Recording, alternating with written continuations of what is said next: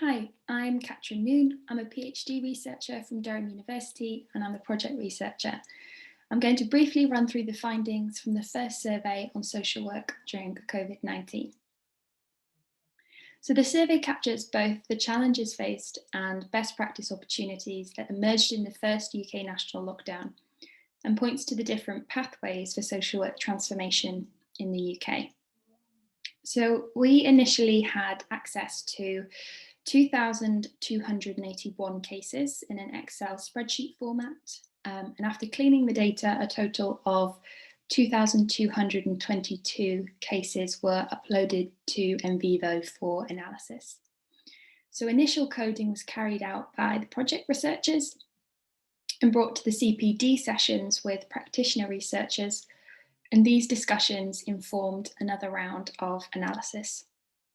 So the emerging themes at this point formed the basis for 4 working groups for further analysis of the data, each consisting of at least 2 practitioner researchers and 1 academic researcher. And this collaborative analysis, which included some collaborative NVivo analysis, developed links between themes, resulting in the emergence of a 3-phase model. So when we say a 3-phased model, it's not because specific experiences are happening exclusively in each of these time periods, but because particular issues are talked about more in each of these areas. So phase 1, called chaotic change versus business as usual, refers to March 2020. Phase 2, doing proper social work, is April to May. And phase 3, transforming social work versus settling for the new normal, is June to August 2020. So these phases are connected, but also distinctive in terms of the types of practical and ethical challenges facing social workers and the ways they are responding to these challenges as well. And we also identified a transformative undercurrent of sorts present throughout the 3-phase model, which develops in complexity and influence as it shapes the opportunities and outcomes of each phase. And by that, we mean that these phases aren't happening in isolation. So the wider contextual issues that were present before the pandemic, like austerity, laid the necessary foundations for the chaos in phase 1. And these issues then evolved to represent increases in various forms of oppression and inequality throughout the pandemic until it reaches the pathways. So the first phase then refers to a period of chaotic change right at the start of lockdown in March versus a business as usual approach. And by chaotic change, we mean an overwhelming influx of information and guidance that was continuously changing, increased anxieties and staff shortages. And the pre-pandemic issues affecting social services, like austerity and increased privatisation, laid the necessary foundations for this chaos. And alongside this chaos and confusion were responses relating to business as usual as well, being expected of social workers, despite the significant change in circumstance. So practitioners were feeling as though the appropriate or necessary changes were not happening. So the key challenge here then refers to balancing risk. And these risks are multifaceted and are embedded in a range of social work practices and happen in a range of settings. And the emerging best practice here refers to social workers' responses to this increase in risk.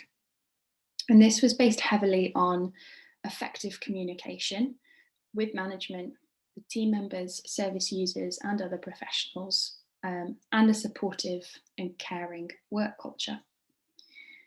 Phase 2 then, in this phase, the challenges related to balancing risk also evolved into the questioning of what doing proper social work is. And this was a phrase used and referred to by social workers to highlight the pandemic's impact on practice. Here, there was a real demand on social workers to rethink their procedures, how they were going to do proper social work. And the key challenge here was the re-embedding of social work values, knowledge, and professional relationships in the new time, which refers to this process of rethinking things. And the emerging best practice here then first refers to social workers' ability to identify ethical dilemmas and engage with slow ethical reasoning to inform their action. Then to seek training opportunities to diversify and deepen knowledge and skills needed in the new time. So new forms of communication, assessment and intervention. And also to continue with home visits and face-to-face work as long as it's safe to do so, with social distancing and PPE, for example, or doorstep visits and garden visits, etc. And finally, to find ways to build a sense of connectedness at work to tackle social isolation and loneliness. And then finally, the third phase of challenging the new normal involves increased complexity and changes, which evolve into two main pathways: settling for the new normal or transforming the new normal into a profession that advocates for social justice, shared responsibility, and care and compassion through constantly revisiting social work values, continuing to be ethically vigilant, practically creative, and compassionate in practice. And by new normal, we refer to this normalization of social disconnection, business as usual approach. So not providing social workers with the appropriate support or resources or recognition of their role, but continuing with how it was. So to transform then is to challenge what is now normalized, harness the opposition to returning to business as usual, and support social workers' creative resistance against it. And in order to perform this transformative role, social workers must be recognised and supported appropriately. Thank you very much for listening.